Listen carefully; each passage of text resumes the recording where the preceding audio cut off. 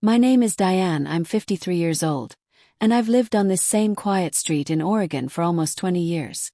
After my husband passed 4 years ago, the house became quieter than I ever imagined it could. My son moved across the country with his own family, and though we talk, it's not the same as hearing footsteps upstairs or dishes clinking after dinner. Still, I found peace in the silence, or at least I told myself I had. That evening, I had just come inside from pruning the garden roses when I received a call from Emily, my neighbor from 2 doors down. She sounded flustered. An emergency shift at the hospital and no one to watch her son, Ryan. Of course I said yes. Ryan was always respectful, polite, a bit shy.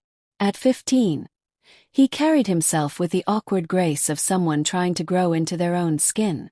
I changed into a soft cardigan and navy pants, made a pot of honey chamomile tea, and set out his schoolbooks at the dining table beneath the amber light pouring through the curtains.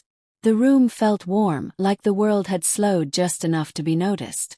Ryan arrived a few minutes later, breathless, with his backpack swinging behind him. I offered him orange juice and a few oatmeal cookies I had baked the night before. He smiled sheepishly, mumbled a thank you, and sat down. We started on his civics assignment. Local government structure, community impact. I hadn't looked at that kind of material in years, but the moment I leaned in beside him to skim his notes, it all came rushing back. As I spoke, I caught him glancing up at me occasionally, then quickly looking away. First, I assumed it was just teenage awkwardness. But there was something in his eyes, an attentiveness that felt older than his years. The way he sat straighter, listened so closely, wrote carefully in the margins. It reminded me of how my son used to look at me when he wanted approval but didn't know how to ask for it. It was endearing and unexpectedly touching. He asked thoughtful questions. We talked about how kindness can change people, how even small efforts ripple outward.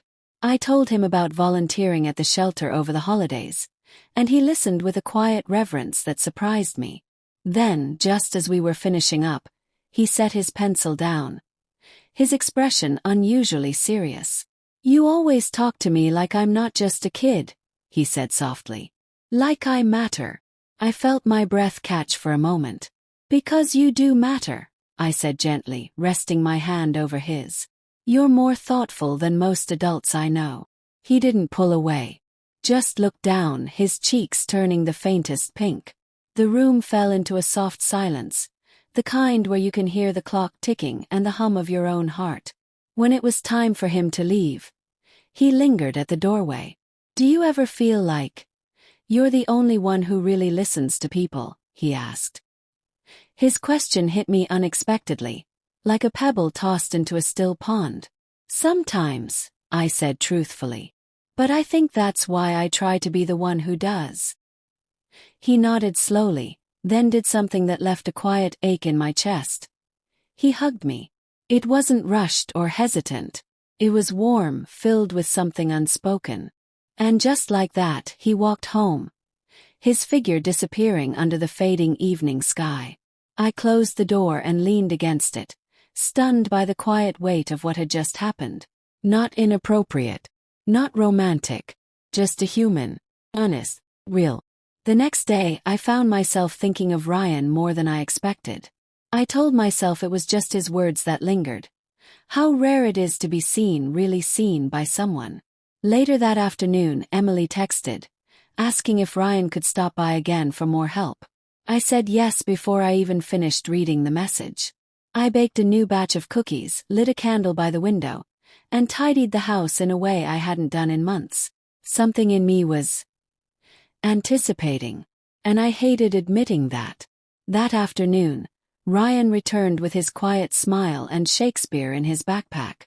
Julius Caesar, my favorite from when I used to substitute teach literature years ago. I smiled as I remembered. As we read, I watched him absorb the emotion beneath the speeches, the betrayal, the fear. He was so engaged. At one point he looked at me and said, "You talk like these stories still matter." "They do," I said softly. "They remind us that people have always felt lost and brave, even when they don't know how to say it." He nodded. You make it feel okay to care about things. That line stayed with me.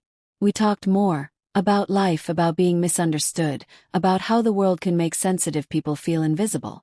I told him, you don't have to change to matter. The right people will see the quiet parts. He looked up. Like you. Pause. Like I do, I whispered back. We sat in silence after that. Charged but peaceful. Something between us had shifted. Not like lightning. More like seasons changing. Quiet. Unstoppable. When he left that night, he turned to me at the door and said, I don't think it's just about the homework anymore. Smiled. I know. By the third evening, it had become a ritual. A knock at 4:30. Laughter. The comfort of presence. That day the sky was overcast. He walked in, sat at the table, but didn't open his backpack. Can we just talk today? He asked. Of course. I made hot chocolate instead of tea. We sat, letting the quiet settle. He asked me what I dreamed of when I was his age. What I feared. What I wished I'd done. I wanted to be a writer, I confessed almost shyly. But life got in the way. Why didn't you? He asked sincerely. I hesitated. Because I stopped believing my stories mattered. He looked at me, eyes so steady. They do. You tell them without even trying. Had to look away. The lump in my throat wouldn't let me speak. Sometimes, he added quietly, I wish you were my mom. I reached across and touched his hand. I'm not your mother, Ryan. But I care about you more than you know. That matters, too. He nodded, eyes glassy. Then, he reached into his bag and pulled out a folded paper. Story. About a lost boy in a forest.